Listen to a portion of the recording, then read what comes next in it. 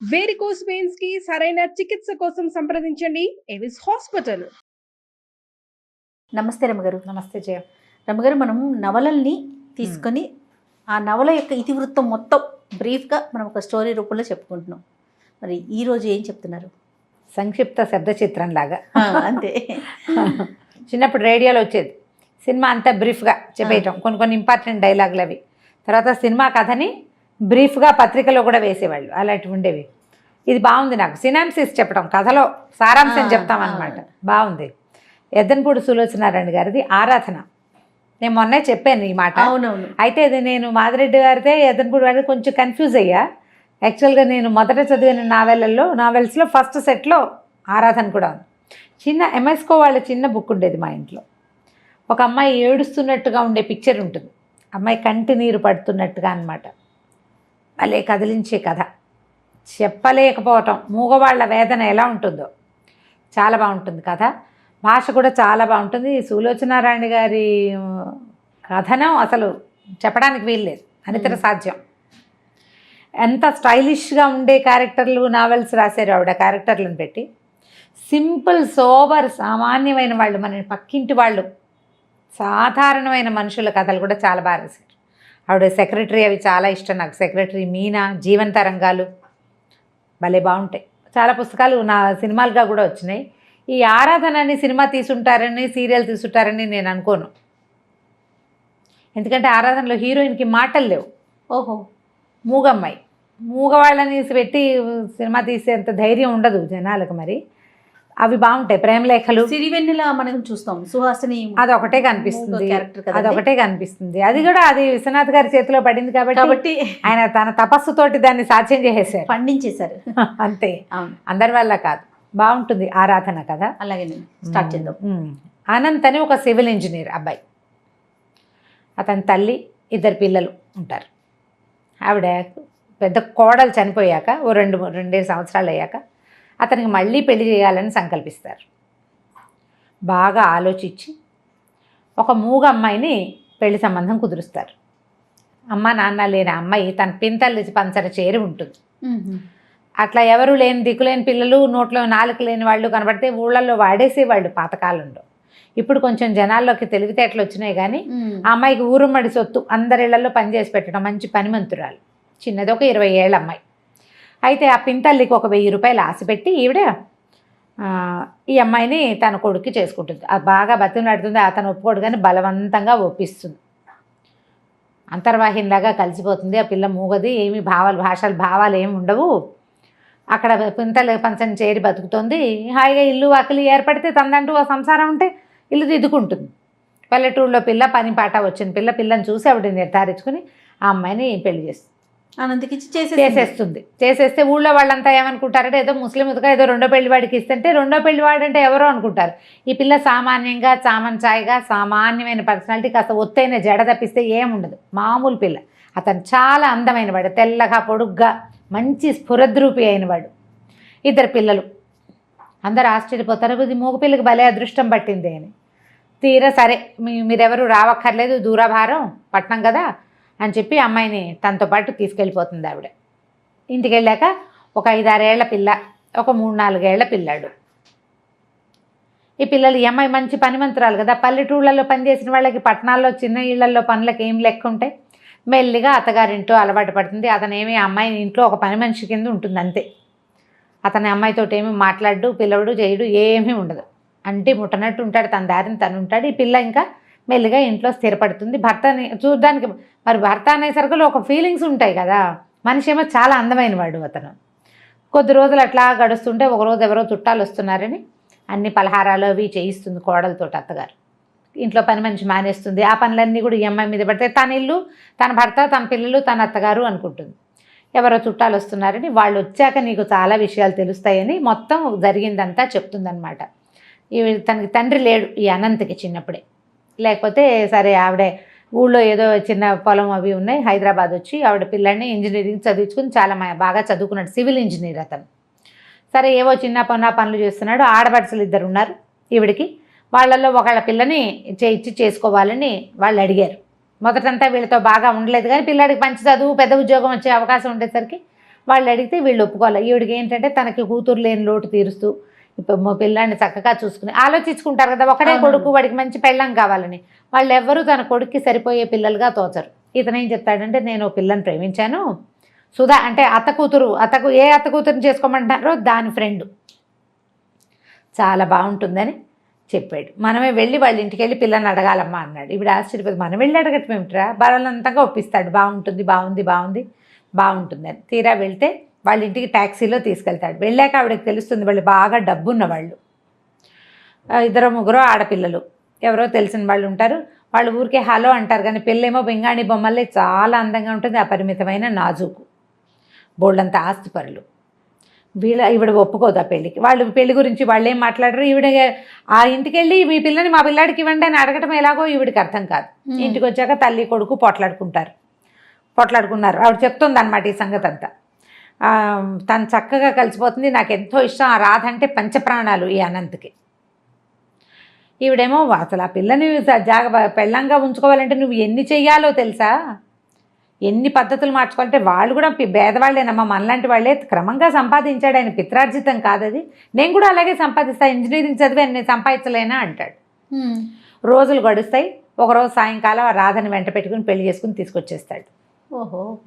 తీసుకొచ్చాక ఆవిడకి తెలుస్తుంది ఆ అమ్మాయి ఒట్టి మనిషి కాదు. ఇక తొందరపడి పెళ్లి చేసేసుకున్నాడు. ఆ వచ్చిన రోజు నుంచి తప్ప మరుసటి రోజు నుంచి వీళ్ళ జీవితాల్లో సుఖం లేదు. ఇంకా మర్నాడు వాళ్ళ అమ్మ నాన్న వచ్చారు, తిట్టిపోసారు, నాన్నకు అలా చేశారు. తర్వాత కొంచెం మెల్లిగా నెలలు వచ్చినాయి. దాని ఫ్రెండ్స్ వచ్చేవాళ్ళు. వీళ్ళు మా అమ్మాయి ఖరీదైన ఇళ్లలో ఉన్న అమ్మాయి, ఇంత చిన్న ఇల్లు ఇరుగ్గా ఉంది, పరిసరాలు బాగుండలేదు అంటే ఊళ్ళో ఉన్న ఇల్లు పొలం అన్నీ అమ్మేద్దామని తల్లిని బలవంత పెట్టాడు. ఊళ్ళో పొలాలు అమ్మేశారు. ఇళ్ళ స్థలం ఎంత కష్టపడి ఎన్నేళ్ళో దాచి పెట్టుకున్న స్థలాలు మరి ఇంకేం చేస్తుంది. ఈవిడ ఒకడే కొడుకు, 40,000 ఎంతో మొత్తానికి అమ్మేసి ఇక్కడ ఇల్లు అద్దెకి తీసుకుంటాడు, అన్నీ ఏర్పరుస్తాడు, కులాసాగా ఉంటారు. మరి పెద్ద పిల్లకి ఏడాది వస్తుంది, మొదట ఒక పాప పుట్టింది. ఆవిడ వాళ్ళ అమ్మ నాన్న బాగా రాకపోకా చేసి పిల్లని తమకు ఇచ్చేయమంటారు. ఈ అమ్మాయి కూడా పంపుదామనుకుంటుంది, కానీ అతను ఒప్పుకోడు. నాకు తోబుట్టులు లేరు, ఎవరు లేరు, నేను ఒంటరిగా పెరిగాను, నా పిల్లలు నాతోటే ఉండాలంటాడు. ఈ పిల్ల కొంచెం ఏడాది నిండేసరికల్లా మళ్ళీ నెల తప్పుతుంది అమ్మాయికి. ఈసారి ప్రెగ్నెన్సీ కొంచెం కాస్త 2 నెలలు గడిచేసరికల్లా ఇల్లు జప్తు అయిపోతుంది. తల్లి పోట్లాడుతుంది, ఇంత డబ్బు పట్టుకొచ్చావు కదా, అంతా ఏం చేశాడో మరి వాడుతున్నాం కదా, జల్సాలకి వాడేసుకున్నారు డబ్బంతా. ఇక లబోదిబో. అక్కడి నుంచి ఏం చేస్తారు, వెంటనే ఇల్లు మారిపోయారు, చిన్న ఇంట్లోకి వెళ్ళారు. పిల్లకి కడుపుతో ఉన్న పిల్లకి మందు మాకు కూడా లేని స్థితి వచ్చేసింది. అతనికి ఉద్యోగం రాలా. ఆ ఊరు నుంచి తెచ్చిన డబ్బుతో ఇల్లు అవి కొనేసి అజ్జేసి ఖర్చు పెట్టేశాడు, ఎంజాయ్ చేసేసాడు. ఈ పిల్ల వాడికి అతనికి ఏంటంటే ఆ భార్య అమిత వ్యామోహం అమ్మాయి అంటే, దాన్ని సంతోషంగా ఉంచడమే కావాలంతే. సరే తీరా డెలివరీ అయ్యే టైంకి వాళ్ళ అమ్మా నాన్న వచ్చారు, కానీ వాళ్ళేమీ వీళ్ళతో సరిగ్గా లేరు. ఇంత చిన్న ఇంట్లో ఉంటున్నారని ఏదో అంటారు. అమ్మాయి దిగులుగా ఉంటుంది. పిల్లడు పుట్టాక మా అమ్మ వాళ్ళ ఇంటికి వెళ్తానంటుంది, బెంగ పెట్టుకుంటుందని పంపిస్తారు. అక్కడికి వెళ్తే 2 రోజులు 4 రోజులకి తిరిగి వచ్చేస్తుంది, ఉండలేదు వాళ్ళ దగ్గర. వాళ్ళంతా డబ్బులు ఉన్నవాళ్ళు, అమ్మాయి పేదింట్లో ఉండిపోయింది. నాదే పొరపాటు, ఉద్యోగం లేనివాడు ఇంత ఖర్చు పెడుతుంటే ఎలాగా అని నేను అడగలేకపోయాను, నాకు తెలియలేదు, నా వల్లే మన పరిస్థితి ఇట్లా అయిందని ఫీల్ అవుతూ ఉంటుంది. పిల్లాడు కొంచెం పెరిగిన తర్వాత ఒకరోజు పిల్లలిద్దరిని తయారు చేసి, నేను మా అమ్మమ్మ వాళ్ళ ఇంటికి వెళ్ళొస్తానని పిల్లలిద్దరిని ఇక్కడ పెట్టి పుట్టింటికి వెళ్తుంది. మర్నాడు పొద్దున మధ్యాహ్నం వాళ్ళ నాన్న వచ్చి ఆ మేఘాల మీద రాసుకెళ్ళి ఎక్కడన్నాడు, నా కూతురుని చంపేశాడని కాల్ చేశాడు. ఆ అమ్మాయి అక్కడికి వెళ్ళి నిద్ర మాత్రలు వేసుకుని చనిపోయింది అమ్మ వాళ్ళ ఇంట్లో. నా వల్లే నా భర్త ఇట్లా అధోగతి పాలైపోయాడు, వీళ్ళకి మేము ఎప్పటికి పైకి వస్తాం, మా అక్క చెల్లెళ్ళ ముందు నేను ఎప్పుడు తలెత్తుకుని తిరుగుతాను, అలా దిగులతోటి సూసైడ్ చేసుకుంటుంది. ఈ పిల్లలు మిగిలిపోతారు. అది కష్టం మీద ఇప్పుడే ఏదో ఉద్యోగం, ఒక కాంట్రాక్టు లభించింది, సొంతంగా కాంట్రాక్టులు చేసుకుంటున్నాడు. ఇది మనసులో పెట్టుకో. ఆ రాధని మర్చిపోలేడు వాడు. ఆ రాధ ఒక నిర్భాగ్యురాలు, అదే ధైర్యంగా నిలబడ్డం చేతకాక, భర్తను సపోర్ట్ చేయలేక, తొలి కాలంలో తెలివి తక్కువతనంతో, తర్వాత కాలంలో బలహీనతతోటి చచ్చిపోయింది అని కోడలికి విస్తారంగా జరిగింది చెప్తుంది. ఆ భార్య మహాసౌందర్యవతి, పరమనాజుకు, అత్యంతంగా ప్రేమించాడు. ఈ సామాన్యమైన అమ్మాయిని భార్యగా కూడా ఇతను అంగీకరించాడు. తెలిసింది కదా, సరే కొంతకాలం మెల్లిగా అలవాటు అవుతుంది, లేని ఊరుకుంటుంది. చుట్టాలు ఎవరో వస్తారనుకుంటారు, వాళ్ళు రారు. మెల్లిగా ఇంట్లో అలవాటు పడిపోతుంది. ఏవో చిన్నవి ఇంట్లో వచ్చే సాధారణంగా అందరి ఇళ్లలో వచ్చేవే వస్తూ ఉంటాయి. కొంతకాలం అయ్యాక ఈవిడికి ఎక్కడికో వెళ్ళేందుకు అవకాశం వస్తుంది. ఫ్రెండ్స్ ఎవరో ఎక్కడికో వెళ్తున్నారు, మరి వాళ్ళతో పాటు యాత్రలకు వెళ్తానంటుంది. కొంచెం డబ్బులు వస్తున్నాయి వీళ్ళకి, కాస్త పర్వాలా. ఆయన అతను కాంట్రాక్ట్లు చేస్తున్నాడు, ఏదో హోటల్ కాంట్రాక్ట్ ఏదో తీసుకున్నాడు, డిజైన్లు గీసుకుంటూ ఉంటాడు. అయితే ఏమవుతుంది, ఆవిడ ఊరు వెళ్తానంటుంది. అన్నపూర్ణకి ఇదంతా అలవాటైపోయింది. పూర్ణ అమ్మాయి అన్నీ అలవాటైపోయినాయి. పిల్లల్ని చూసుకుంటుంది, పాలపై అవి రాయడం వచ్చు. ఆ అమ్మాయికి చెవులు వినిపిస్తాయి, మాట్లాడడం రాదు, రాసి చేయగలదన్నమాట. సరే వెళ్ళిపోతుంది ఆవిడ ఊరు. ఈ పిల్లల్ని పెట్టుకుని ఈ అమ్మాయి ఉంటుంది. ఒకరోజు ఏదో మేడ మీద పప్పు ఎండబోయటానికి వెళ్తుంది. పప్పులో పిల్లాడు నీళ్లు పోసేస్తాడు, ఆటకి ఎండబోయటానికి వెళ్తుంది. దిగి వచ్చేటప్పుడు అతను కనపడతాడు, సందు చివరి నుంచి భర్త వస్తే అతను మేడ మీద ఉంటే కేకలేస్తాడేమోనని గబగబా దిగిపోతూ చెంగు వదిలించుకుని వచ్చేస్తుంది. పిల్లాడు కాస్త పడిపోతాడు పైనుంచి. వాడి ముక్కు మూతు పగిలిపోతాయి. తెలుస్తుంది బ్లడ్ వచ్చేసింది. సరే ఏదో పౌడర్ రాసి ఏదో చేయబోతుంది. ఈ లోపల తండ్రి వస్తాడు. ఈ పిల్ల ఏం చెప్తుందంటే, పిల్లకి ఈ అమ్మాయి మొహం గిట్టదు. 5-6 ఏళ్ళు వచ్చినాయి కదా, చుట్టుపక్కల ఇళ్లలో పెత్తనాలకు వెళ్తుంది. అది మీ అమ్మ మీ పిన్ని వస్తే మీ నాన్న మీ పిన్ని ఒకటైపోతారు, మిమ్మల్ని బాగా చూడరు, సవితల్లి ఫీలింగ్ ఎక్కిస్తారు దానికి. అదెంతసేపు మూగిముద్దని దీన్ని అమ్మాయిని అన్నపూర్ణని తిడుతూ ఉంటుంది, ఎక్కిరిస్తుంది పిల్ల. 4-5 ఏళ్ల పిల్లలు అలా బిహేవ్ చేస్తారు. ఆ పిల్ల ఏం చేస్తుంది, నాన్న తమ్ముడు పప్పులో నీళ్ళు పోసాడని పిన్నే తమ్ముడు తోసేసింది అంటుంది. అయ్యో అనేసరికి చెంపకాయ కొడతాడు ఈ అమ్మాయిని. అసలు పిల్లల కోసమే కదా నువ్వు వచ్చావు, వీళ్ళు లేకపోతే నీ మొహం చూడాల్సిన అవసరం కూడా ఉండేది కాదు నాకు అని చెప్పి ఈ పిల్లాడినేమో హాస్పిటల్కి తీసుకెళ్తాడు. ఆ రాత్రంతా భారంగా గడుస్తుంది. మర్నాడు పొద్దున పిల్లాడు మాటలు వచ్చేసిన పిల్లవాడే కదా, వాడు పిన్ని నన్నేం తొయ్యలేదు, నేనే పడిపోయాను చెప్తాడు. ఆ పిన్ని దిగేశాక నేను పడ్డానని చెప్తాడు. పిన్ని అక్కడ లేదా, దిగేసింది, అయినా పిన్ని నన్ను కొట్టదు, పిన్ని మంచిది. అక్కే ఎంతసేపు పిన్నితో ఎక్కిరిస్తుంది, పిన్నితో సరిగ్గా మాట్లాడుతూ అడుగుతాడు కూతుర్ని, అలా ఎందుకు చెప్పావు నువ్వని. ఏమో నాకేం తెలుసు, పప్పులో నీళ్ళు పోసాడు, నేను కేకలేశాను, ఆవిడేం అనలేదు, మూగిది కదా అదేం అందు, పైనుంచి వచ్చింది, వెనకాల వాడు పడ్డాడు, పిన్ని తోసేసింది అనుకున్నా కోపంతో అని చెప్పేస్తుంది. ఇక ఈ భార్యని పాపం అతనికి ఏం చేయాలో తెలీదు, దీనికి మాటలు రావు. ఒకవేళ నేను కాదు అవును అని చెప్పడానికి కూడా అమ్మాయికి చేత కాదు. సరే ఇంకా భార్యను కన్సోల్ చేసి దగ్గరికి తీసుకుంటాడు. మెల్లిగా ఆ అమ్మాయితోటి ఉండటానికి అలవాటు పడిపోతాడు. అమ్మాయి ఎక్స్ప్లైట్ చేయడం చేత కాదు, తనకి క్లోజ్గా ఉంటుంది అంతే. ఆ ఊరు నుంచి వచ్చిన తర్వాత అత్తగారికి తెలుస్తుంది వీళ్ళిద్దరూ బాగా క్లోజ్ అయ్యారు, అతను మామూలుగా ఉంటున్నాడు ఈ అమ్మాయితోటి అని. కొద్ది రోజులు గడిచాక ఈ అమ్మాయి ప్రెగ్నెంట్ అవుతుంది. అయ్యేసరికల్లా ప్రెగ్నెన్సీ పనికిరాదనుకుంటారు వీళ్ళు. వీళ్ళకి అన్ని పనులు చేసేయాలి, ఇల్లంతా ఏర్పాటు చేసేయాలి, మంత్రదండ ఉన్నట్టుగా ప్రవర్తించాలి. కానీ వాళ్ళకి హక్కులు ఉండకూడదనే ఒక ధోరణి. ఎవరికి కొడుక్కి కొంచెం ఉంటుంది, అత్తగారికి ఎక్కువ ఉంటుంది. భయాలు వస్తాయి రకరకాలు. ఇప్పుడు ఏదో ఇంట్లో అన్నీ చూసుకుంటోంది, పిల్లలు పుడితే పిల్లల్ని సరిగ్గా చూడదేమో, ఆ భయం ఉంటుంది కదా. అక్కడి నుంచి ఏం చేస్తుంది అత్తగారు, వద్దు ప్రెగ్నెన్సీ, అతను కొంచెం ముందు వెనక ఆడతాడు, ఏమై కాదమ్మా డాక్టర్ దగ్గర తీసుకెళ్ళి నిర్ధారించుకుని ఆ ఒక ఇంజక్షన్తో సరిపెడతామని చెప్పి ఈ అమ్మాయికేమో అదంతా అర్థమైపోతుంది. ఆ పొట్టలో ఉన్న పిల్లే నాది, అమ్మా నాన్న లేరు, భర్త బాగున్నప్పుడు బాగుంటాడు, లేనప్పుడు లేదు. ఆ పిల్లలు ఎప్పుడు పరాయి పిల్లలు, తను ఎంత బాగా చూసినా కూడా. తన పొట్టలో ఉన్న శిశువు తనది, ఆ బేబీని ఉంచుకోవాలనుకుంటుంది. ఇంజక్షన్ చేయించడానికి ఆ డాక్టర్ దగ్గర తీసుకెళ్తాడు, ఇంగ్లీష్లో మాట్లాడతాడు. అంతా అయ్యాక అమ్మాయి ప్రిస్క్రిప్షన్ ప్యాడ్ మీద వద్దు నాకు ఇంజక్షన్ చేయదు, నాకు ఈ పిల్ల కావాలని రాసేస్తుంది. డాక్టర్ ఏమో అది చూసి అతను చెడమడా కేకలేస్తుంది. తెలియకుండా చేస్తే ఎలాగండి, నేను అట్లా చేయను, ఇది ఇల్లీగలు అని చెప్పేసి ఇంటికి తీసుకొచ్చి చెడమడా కేకలేస్తాడు, బాగా కేకలేస్తాడు. నువ్వు వెధవం చేస్తావు, ఇక్కడే చెప్పచ్చు కదా ఆ మాట అంటాడు. ఇక్కడ చెప్పడానికి అత్తగారు అవకాశం ఇవ్వదు. అక్కడికి వెళ్ళాక ఇంకేం అవకాశం, దొరికిన అవకాశం యూజ్ చేస్తుంది అనమాట. దాంతో అతను ఏం చేస్తాడు, ఇక భార్యతో మాట్లాడడం మానేస్తాడు. అత్తగారు అసంబద్ధంగా ఎవడైనా సరిగ్గా ఉండదు. కొంచెం నెలలు వస్తాయి, 4-5 నెలలు అయితే ఏమవుతుంది, అతను ఏదో హోటల్ కట్టే ప్లాన్ వేస్తున్నాడు కదా. ఆ హోటల్ అంతా రెడీ అయ్యాక భార్యని పిల్లల్ని అందరిని తీసుకెళ్తాడు చూపించడానికి, తల్లిని అందరిని తీసుకెళ్ళేసరికి అలా పైకి వెళ్తుంటాడు. వెళ్ళాక ఈ అమ్మాయి కనిపిస్తుంది, వాళ్ళంతా సంతోషంగా ఉన్నది. నేనే ఏమిటో పరాయిదాన్ని, ఈ పిల్ల మీద వ్యామోహం ఏమిటి నాకు, వీళ్ళకి నేను ఎలాగో పనికిరాను. ఎందుకంటే అతను మాట్లాడలేదు, అమ్మాయి సామాన్యంగా సింపుల్గా ఉంటుంది, అతను మనిషి బాగుంటాడు, పిల్లలు అందంగా ఉంటారు, అత్తగారు తల్లి కొడుకు అతుక్కుని ఉంటారు వాళ్ళు. క్లోజ్ ఎక్కువ తల్లితోటి ముందు నుంచి కూడా. ఒక తన మీద తనకే ఒక రకమైన ఇష్టం వస్తుందన్నమాట. ఈ కడుపులో ఉన్న శిశువు మీద కూడా ఆ ఆకర్షణ పోతుంది. అంతకుముందంతా ఆ పిల్ల నాకు కావాలనుకుంటుంది కదా, ఏం చేస్తుందంటే ఇక్కడి నుంచి దూకేయాలనుకుంటుంది. మెట్లు లేని వైపుకి కాలు వేసి దిగిపోతుంది, పడిపోతుంది. పడిపోయేసరికి ప్రెగ్నెన్సీ పోతుంది. అత్తగారు అయ్యో అదేమిటో అమ్మ కాలు చెయ్యో విరిగితే ఎంత పని అయ్యేది అంటూ. వీళ్ళకి కావాల్సింది అదే కదా, ఇప్పుడు తీగానే మాట్లాడతారు. వీళ్ళు ఈ పిల్లని లేకుండా చేయాలనే కదా చూశారు. సరే బాగా సారీ చెప్తాడు. మెల్లిగా కొన్నాళ్ళకి మళ్ళీ లైన్లో పడుతుంది, అంతా నార్మల్గా ఉంటుంది. ఇతనికి కొత్త పనులు వస్తాయి, పరిచయాలు పెరుగుతాయి, పెద్ద ఇల్లు తీసుకుంటారు, వాళ్ళంతమంది వస్తూ ఉంటారు. క్రమంగా ఈ అమ్మాయికి ఇతనితో క్లోజ్గా ఉండాలనే ఫీలింగ్ కూడా. ప్రెగ్నెన్సీ పోయేసరికల్లా ఆడవాళ్ళకి సహజంగా ఒక అయిష్టం వచ్చేస్తుంది.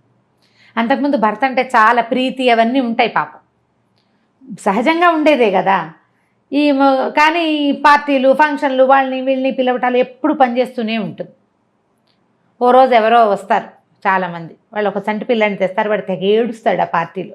ఏడిస్తే ఈ పొద్దు నుంచి పని చేసుకుంటూ పిచ్చి చీర జుట్టు జడంతా పిచ్చి పిచ్చిగా పాయలు బయటకు వచ్చేసి మాసిపోయినట్టున్న బట్టలతో ఉన్న ఈ అమ్మాయి ఏం చేస్తుంటే ఆ పిల్లాడు ఏడుపుని తట్టుకోలేకపోతుంది.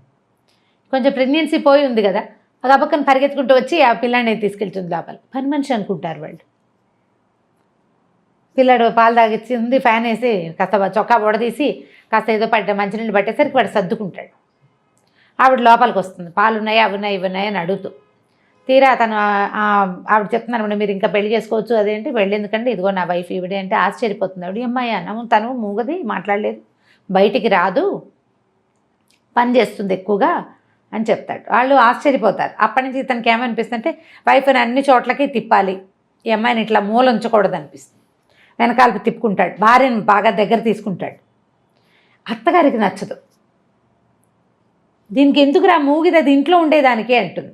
అయినా అతను ఒప్పుకోడు. కాదమ్మా నేను అట్లా వదిలేను, తను వచ్చాకే నా జీవితం బాగుపడింది, ఇల్లు ఎప్పుడు శుభ్రంగా ఉంటుంది, పిల్లలు కడిగిన ముత్యాల్లా ఉంటారు, ఖర్చు ఎంత రూపాయి ఇస్తే అందులోనే ఖర్చు పెడుతుంది, ససేమిరా రూపాయి ఎక్స్ట్రా చేయదు, మంత్రదండం ఉన్నట్టుగా ప్రవర్తిస్తుంది, చేతిలో పని చేసుకుంటుంది. రాధతో నా జీవితం ఇలా కావాలనుకున్నా, కానీ రాధకి పని రాదు, పాట రాదు, ఏమీ రాదు, అందం తప్ప.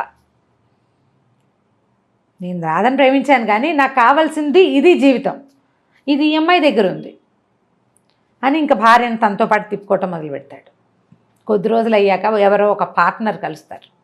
ఆ పార్ట్నర్ వాళ్ళ పిల్లలు బాగా తిరుగుతుంటారు. వాళ్ళకు సరోజని ఒక యంగ్స్టర్ పిల్ల ఒకటి ఉంటుంది, ఒక 20 ఏళ్ల పిల్ల. అది హ్యాండ్సమ్గా ఉన్న ఈయనకి అట్రాక్ట్ అవుతూ ఉంటుంది ఎంతసేపు. ఆనంద్కి ఇతను వెనకాల పడుతుంది, ఎంతసేపు అక్కడికి వెళ్దాం రా అని తీసుకెళ్తుంది. కొంచెం హ్యాండ్సమ్గా ఉన్న మగవాళ్ళు కనిపెట్టేసరికి పిల్లలకి అవకాశం ఉందనుకో, వీళ్ళు ఆటోమేటిక్గా కొంచెం అట్రాక్టివ్గా ప్రవర్తిస్తారు, ఫ్లర్టీగా ప్రవర్తిస్తుంది. ఈవిడికేమో ఆ పిల్ల వస్తే బాగుందనిపిస్తుంది అత్తగారికి. ఇప్పుడు నువ్వు నేను ఉంటామా, మన ఇల్లు ఎప్పుడూ నిశ్శబ్దంగా ఉంటుంది. పిల్లలిద్దరు, రెండో పిల్లాడు కూడా స్కూల్కి వెళ్ళిపోవటం మొదలు పెడతాడు. పని లేదు, పని వాళ్ళు ఉన్నారు ఇంట్లో. అత్తగారు రోజు సరోజన చేసుకుందాం వీడికి అని మొదలు పెడుతుంది. ఆ రోజుల్లో ఇలా ఉండేవి. ఇది ఎర్లీ 70s ఏమైనా రాశారా, లేట్ 70s రాశారనుకుంటా. మూడో పెళ్లి చేద్దామని ఉంటుంది. ఈ మూగ పిల్లని చేసుకుని ఏం చేస్తాడు వాడు, లక్షాధికారి అయ్యాడు, ఇప్పుడు సంపాదిస్తున్నాడు, సంఘంలో పరువు ప్రతిష్ట, నలుగురిలో బయటికి వెళ్ళాలి, ఎవరైనా తీసుకెళ్ళాలి తనతో పాటు. ఈ పిల్లకి మాటామంతి రాదు, సామాన్యంగా ఉంటుంది. వాడు అందానికి తగిన పిల్ల కాదు. అనవసరంగా తొందరపడి ఈ పిల్లని చేసుకున్నానేమో అనిపిస్తుంది ఆవిడికి. ఆయన పిల్లల్ని పెంచి పెద్ద చేస్తుంది, స్కూల్కి పంపుతుంది, చక్కదిద్దుతుంది, అవన్నీ వేరే, పనికిరాదు, అయినా పనికిరాదు. అయితే ఏమవుతుంది, ఈవిడికి ఎలాగైనా ఈ అమ్మాయిని పంపేసి ఆ సరోజని తెచ్చేసుకుందామని ఉంటుంది. అయితే ఏమవుతుంది, ఇంతలో ఈ అమ్మాయికి ఊరి నుంచి ఉత్తరం వస్తుంది. వాళ్ళ బాబాయ్ రాస్తారు, పింతల్లికి అస్సలు ఒంట్లో బాగోలేదని అన్నపూర్ణని పంపించమంటే అమ్మాయి దొరికింది ఛాన్స్ అని ఈవిడేం చేస్తుంది, ఈ అమ్మాయిని ఊరెళ్ళమంటుంది. అప్పటికే చెప్తుంది సరోజని చేసుకుందాము వీడికి అని. ఆ అమ్మాయి విరక్తిగా ఉంటుంది, ఏం చేయాలో తెలియదు. ఇవన్నీ చేశాక ఇప్పుడు నన్ను పక్కన నువ్వు ఉండు ఇంట్లోనే, దాన్ని చేసుకుంటాడు సరదాగా అంటుంది. ఆ పూటే అతను అమ్మాయి వచ్చి ఇతన్ని సినిమాకో ఎక్కడికో లాక్కెళ్తుంది. ఈ పిల్ల నేను అన్నపూర్ణని ఊరు తీసుకెళ్తాను, ట్రైన్ ఎక్కిస్తాను, మీరు సినిమాకి వెళ్ళండి అని వాళ్ళని పంపించేస్తుంది. ఈ అమ్మాయికి తన ఎదురుగుండానే భర్త ఆ అమ్మాయితో కలిసి కారులో వెళ్తూ ఉంటే ఇక వీడు నాకేం దక్కుతాడు అనిపించేస్తుంది, విరక్తి పుట్టేస్తుంది కదా. సరే ఊరు వెళ్ళిపోతుంది. ఊరు వెళ్ళేసరికి అలా కొద్ది రోజులకే ఈ 4 6 పిల్లలు ఉంటారు ఆ పింతల్లికి. బాబాయ్ ఏమో పక్షవాతంతో మంచం మీద ఉన్నాయినా ఆవిడ కాస్త పోతుంది. పిన్ని పోయేసరికల్లా మరి ఆ ఇల్లు భారం ఎవరి మీద పడుతుంది, ఈ అమ్మాయి, ఆ ఇంటికి పెద్దది ఈ అమ్మాయి. సరే ఇంకా మెల్లిగా అక్కడ స్థిరపడుతుంది. పోయిందని తెలియగానే ఈవిడేమనుకుంటుంది, రాజేశ్వరమ్మ గారు అనంత్ వాళ్ళ అమ్మ, అమ్మయ్య ఆ ఇంట్లోకి దీని అవసరం ఉంది, ఎలా ఫిక్స్ అయిపోతుంది, కొన్నాళ్ళ పాటు రాదు, ఆ లోపల మన వ్యవహారం చక్కబెట్టేసుకోవచ్చు అనుకుంటుంది. అక్కడి నుంచి వచ్చి 2 రోజులు ఇక్కడ ఉండి మరి 4 చూసి నేను వెళ్ళొస్తాను, కాస్త డబ్బులు ఏవో కోడల చేతిలో పెట్టి ఇక్కడ అన్నీ సర్దుకున్నాకే మెల్లిగా రా, తొందర ఏం లేదు అని కోడల చేత మా భర్త ఇంకో పెళ్లి చేసుకున్నాడు, నాకు అభ్యంతరం లేదని కాగితం మీద సంతకం పెట్టించుకుని పట్టుకెళ్తుంది. ఈవిడే అతని పార్ట్నర్ తోటి మాట్లాడితే, మీ కోడలు కనుక సంతకం పెడితే మేము పెళ్ళికో రెడీ అని చెప్పారు. వాళ్ళు ఒప్పుకున్నారు. సంతకం పెట్టి ఈ కాగితం నా దగ్గర ఉంటే వాళ్ళు ఒప్పుకుంటారని చెప్పి సైన్ చేయించేసుకుంటారు. ఎన్ని రోజులైనా ఈ అమ్మాయి ఇక్కడి నుంచి కదలకపోయేసరికల్లా బాబాయికి ఆశ్చర్యంగానే ఉంటుంది, ఏమిటి వెళ్ళదు, వాళ్ళ అత్తగారు ఉత్తరం రాయదేమిటి అని.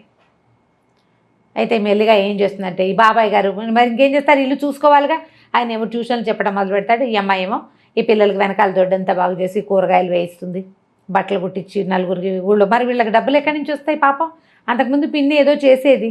మెల్లిగా పిల్లల్ని ఇల్లు సంసారం అక్కడ దిద్దింది కదా, ఇక్కడ కూడా దిద్దడం మొదలు పెడుతుంది. మొదలు పెట్టేసరికల్లా ఉత్తరం గిత్తరం ఏం రాదు. బాబాయ్ నిలదీసి అడుగుతాడు, ఏమిటమ్మా మీ ఆయన ఉత్తరం రాయలా, మా అత్తగారు ఉత్తరం రాయలేదంటే, బాబాయ్ ఇంక నేను వెళ్ళను, మా అత్తగారు ఈ ప్లాన్లో ఉంది, నా శక్తి ఉన్నంత వరకు నీ ఇల్లు కాపాడుతాను, నీతో పాటు నన్ను ఉండనివ్వని ఆయన ఆశ్చర్యపోతాడు. ఏం చేయాలో అర్థం కాదు. ఊళ్ళో వాళ్ళకు కూడా అంతకుముందు చాలా అందమైన మొగుడు, మంచి ఇంజనీరు, అత్తగారు కూడా శుభ్రంగా ఉంది, అమ్మాయి వెళ్ళిపోతుంది అనుకుంటారు. వెళ్ళకపోయేసరికి వాళ్ళకి అనుమానంగానే ఉంటుంది, ఏమిట్రా వెళ్ళటం లేదు, వాళ్ళు ఉత్తరాలు రాయట్లేదు, ఉత్తరం వచ్చితే ఊళ్ళో తెలిసిపోతుంది పల్లెటూళ్ళల్లో. సరే సడన్గా ఒకరోజు ఇంక అయిపోయి ఉంటుంది పెళ్ళి అనుకుంటుంది. ఆవిడ ఉత్తరం రాస్తుంది అత్తగారు ఒకసారి, వాళ్ళ మేనమావలతో మాట్లాడామని, సింపుల్గా ఇంట్లోనే పెళ్లి చేయదలుచుకున్నామని, అంతా అయ్యాక ఇక్కడంతా సర్దుబాటు అయ్యాక ఉత్తరం రాస్తాను, వీలు చూసుకుని వచ్చేద్దుగానని రాస్తుంది. కోడలను వదలదు ఆవిడ, ఈ పని చేయడానికి కావాలి కదా, ఆ ఇల్లు దిద్దడానికి ఈ అమ్మాయి కావాలి. ఆ అమ్మాయి సరదాగా చిన్నపిల్ల, దానికేమొచ్చు ఈ పనులన్నీ, ఇల్లు వాకిలి చూడడం అంటే చిన్నపిల్లల వల్ల కాదు కదా, గడిగట్టిన వాళ్ళు కావాలి. ఉత్తరం రాయిస్తానని రాస్తుంది. ఆ ఉత్తరం తీసి బాబాయ్ చేతులు పడుతుంది, ఇదిగో ఇది నా పరిస్థితి అని. ఇక మెల్లిగా ఊళ్ళో స్థిరపడుతుంది, బట్టలు కత్తిరించడాలు, అవి ఇవి జాకెట్లు కుట్టడాలు, అమ్మాయికి వచ్చిన పనులు. మెల్లిగా దొడ్డి వాకిలి ఏర్పరిచి చిన్నపిల్లల్ని స్కూల్కి పంపించి, పెద్ద పిల్లల్ని స్కూల్ మానిపించి తనతో ఉంచుకొని వంట పని నేర్పించి ఏదో తంటాలు పడుతూ ఉంటుంది. సడన్గా ఓ రోజు టెలిగ్రామ్ వస్తుంది. ఆయన మా బాబాయ్ అంటాడు, పూర్ణ ఏమిటమ్మా అట్లా అన్నావు, మీ ఆయన నిన్ను పంపించమని ఉత్తరం టెలిగ్రామ్ పంపించాడమ్మా చూడు అంటే, అమ్మ ఏమనుకుంటుందంటే, వాళ్ళకి ఏవో పిల్లలకు ఒంట్లో బాగుండలేదని ఇచ్చాడు టెలిగ్రాము, చిన్నపిల్ల దానివల్ల కాదు, అత్తగారు పెద్దది ఆవిడ వల్ల కాదు, అందుకని నన్ను పిలుస్తున్నారు వీళ్ళు, నేను వెళ్ళినాను వేసుకుంటూ. 4 రోజుల తర్వాత ఉత్తరం వస్తుంది. ఈయనకే రాస్తాడు, రంగనాథం గారు నేను అనంతని మా అమ్మ తీర్థయాత్రలకు వెళ్ళింది, పిల్లలకి తీవ్రమైన అనారోగ్యం, బాబు దక్కేలాగా లేడు, పూర్ణని పంపించండి, నేను ఒక్కడినే చూసుకోలేకపోతున్నాను, నాకు చాలా పని ఒత్తిడి, పిల్లలకి జ్వరాలు అని రాసేసరికి ఇక ఆగలేకపోతుంది. ఆ పిల్లాడంటే చాలా ముద్దు, పెంచిన మమకారం ఉంటుంది కదా. సరే అక్కడి నుంచి ఈ అమ్మాయి వస్తుందని వాళ్ళకి తెలియదు కదా, రైల్వే స్టేషన్కి దగ్గరే, స్టేషన్ నుంచి ఇంటికి వెళ్ళటం తెలుసు తనకి. స్టేషన్ నుంచి ఇంటికి వెళ్ళేసరికల్లా డాక్టరు భర్త ఎదురుపడతారు ఇంట్లో నుంచి వస్తూ. ఈ అమ్మాయిని చూస్తూనే ఆశ్చర్యపోతాడు, ఎవరొచ్చారు ఎలా వచ్చావు అంటే ఏం మాట్లాడదు. సరే అని దారిస్తాడు, లోపలికి వెళ్తుంది. ఇల్లు నేను వదిలేని పెట్టిన ఇల్లేనా ఇది అని ఆశ్చర్యపోతుంది. ఇల్లంతా మురికి కూపం, అత్తగారు ఇట్లా ఉన్న ఇల్లు ఎలా వదిలిపెట్టి వెళ్ళిపోయిందో అర్థం కాదు అమ్మాయికి. పిల్లలు మంచాల మీద ఉన్నారు, మంచాన్ని బంతిలా ఉండే పిల్లాడు బల్లిలాగా మంచానికి అతుక్కుపోయి కనిపిస్తాడు. ఆ కూతురికి విపరీతమైన జ్వరం, ఇల్లంతా మందు సీసాలు, అతని చొక్కాకి గుండీలు లేవు, ప్యాంట్ మీదంతా మందు మరకలు, ఇల్లంతా మహాలోకంలాగా ఉంటుంది, మాసిపోయిన బట్టలు ఎక్కడ పడితే అక్కడ. ఈయన టెన్షన్తో కాల్చేసిన సిగరెట్ పీకలు. ఏం చేస్తారు? అక్కడి నుంచి వచ్చాడు. వచ్చిన తర్వాత చూస్తే పిల్లకి బాగా సీరియస్ అయిపోతుంది. పిల్లవాడికి జ్వరం జారిద్దప్పుడే పిల్లకి సీరియస్ అయిపోతుంది. ఏవో మందులు తీసుకొస్తాడు. ఏం చేస్తుంది, ఇంకా గబగబా కొంగు బిగించి మెల్లిగా ఓ పక్క నుంచి మొదలుపెట్టి ఇల్లంతా ఊడ్చి ఎత్తిపోసి చెత్తలని పిల్లల పక్కలు మార్చి తను తెచ్చుకున్న పెట్టెలో ఎంచి పక్క దుప్పట్లేమి ఉతికిన దుప్పట్లే లేవా ఇంట్లో, తను తీసుకొచ్చిన సూట్ కేసులోంచి తన చీరలే ఇస్త్రీ పెట్టుకున్న చీరలన్నీ మడతలు విప్పి మంచం మీద వేసి పిల్లల్ని పడుకో. శుభ్రమైన పక్కన లేకపోతే జబ్బులు పెరిగిపోతాయి. ఆ ఇంట్లోకి రాగానే అతను కనిపిస్తుంది, అన్నపూర్ణ చేతిలో ఏదో మంత్రదండ ఉంది, ఇల్లంతా క్లీన్, గంటలో పక్కలు చూస్తే పడుకోవాలనిపిస్తుంది. ఎన్నిసార్లు అనుకుంటాడనమాట అతను, ఈ అమ్మాయి ఉండబట్టే నా జీవితం హాయిగా ఉంది అని. అది ఇప్పుడు అనిపిస్తుంది. సరే పిల్లవాడికి ఏదో ఎప్పటికి ఎన్ని రోజులు తిండి పెడితే వాడు కోలుకుంటాడు. ఈ పిల్ల కాస్త బాగా దిగినా వెళ్ళిపోతుంది.